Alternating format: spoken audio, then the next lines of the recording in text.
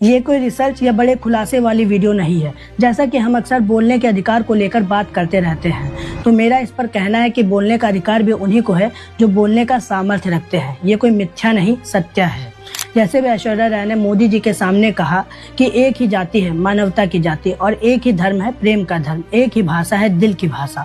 ये बात खासकर उस व्यक्ति के सामने बोलना जो व्यक्ति अलगाववाद और ध्रुवीकरण की राजनीति करके प्रधानमंत्री जैसे पद पर विराजमान है, ये बहुत ही बड़े साहस और सामर्थ्य की बात है। वरना मैंने तो बहुत सारे एक्टर्स को प्रोपेगेंडा फिल्म और मोदी है तो मुमकिन है गाते हुए देखा है, और जब बहुत ही मुश्किल से सवाल पूछने का मौका मिलता है तो आप आम कैसे खाते हैं ये पूछते हैं। माना कि किसी बड़े आदमी को देखकर बौद्धिक क्षरण हो जाता है, ये तो आम बात है, लेकिन आप भी तो बड़े आदमी हो, आपके पीछे भी बहुत सारे लोग बोलने के लिए खड़े हैं, लेकिन इसके लिए भी सामर्थ्य चाहिए। और सामर्थ्य कैसे आता है, मुझे इस विषय के बारे में पता चला तो मुझे लगा कि आप सभी लोगों को भी बताना चाहिए कि कैसे ऐश्वर्या राय और सलमान खान जैसे लोग खुले शब्दों में ऐसा बोल पाते हैं। There is only one caste, the caste of humanity.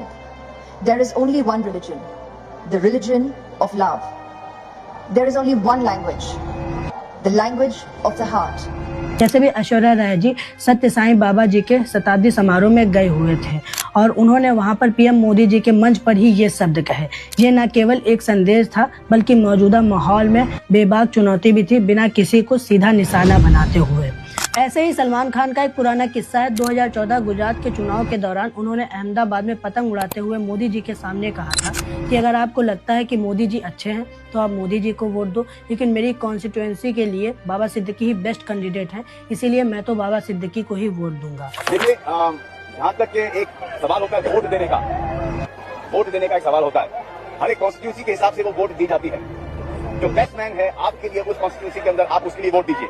आपके लिए कौन है बेस्टमैन यहाँ पर?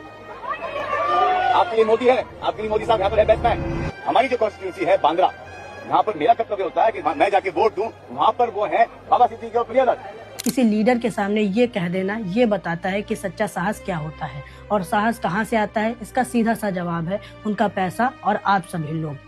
क्योंकि सलमान खान और ऐश्वर्या जी के पास उनके पैसे के साथ साथ जनता का पावर भी है, और ये बात सत्य है कि जनता को देखकर साहस मिलता है। जब मुझसे लोग पूछते हैं भाई मैं भी सच्चाई दिखाना चाहता हूँ, मैं भी बोलना चाहता हूँ, कोई दिक्कत तो नहीं होगी, धमकियाँ तो नहीं आती हैं, तो आज का मुद्दा यही है कि आप डील कैसे करते हो, आपके बोलने का तरीका कैसे है। जैसे कि ऐश्वर्या राय जी ने बात बोली, सबसे पहले उन्होंने मोदी जी के सादा चरण स्पर्श किए और फिर बाद में उन्होंने टांग पकड़कर खींच ली। मतलब कि मेरे कहने का मतलब इतना सा ही है कि किसी को कुछ कहने के लिए एक प्रकार की विनम्रता होनी चाहिए। आप अपनी बात एक विनम्रता के साथ रखो, ना कि लड़ाई झगड़ा करके अपनी बात मनवा लो, और सबके लिए सत्य बोलने के लिए हिम्मत रखो, फिर वो चाहे मोदी जी हो या फिर राहुल गांधी जी। इसीलिए मैं पहले ही कहता हूँ आप पॉलिटिकल कंटेंट मत बनाओ अगर आपको पैसा कमाना है, क्योंकि इधर स्पॉन्सर्स नहीं आते हैं। लेकिन आपको देश के प्रति प्रेम है तो आप सभी लोग सीधा पॉलिटिकल कंटेंट मत बनाओ। आपके पीछे कुछ सपोर्ट हो जाए, जैसे 50,000 या 1 लाख फॉलोअर्स, ताकि आपके पीछे 10, 20, 50 लोग बोलने वाले हों, तभी शुरू करो। जैसे पहले मैं किताबें पढ़ता था और लोगों को किताबों के बारे में बताता था, फिर जब मेरे 50,000 के आसपास फॉलोअर्स हो गए थे तब मैंने सोचा कि अब मुझे पॉलिटिक्स की तरफ जाना चाहिए। मुझे बोलना अच्छा लगता है तो मैं बोलता हूँ, फिर भी कई लोगों का कहना होता है बी सेफ छोटे भाई, तो मेरा मानना है मरना तो उनको भी है जिन लोगों को लगता है कुछ बोलूंगा तो लोग मुझे मार देंगे। तो कुछ बोलो, अगर कुछ नहीं बोलोगे तो कहीं ना कहीं से नुकसान तो आपका ही है, क्योंकि सरकार का काम है देश को लूटना और आप सभी लोगों का काम है लुटते हुए देश को बचाना। इसमें आपकी जिम्मेदारी सरकार से बड़ी है।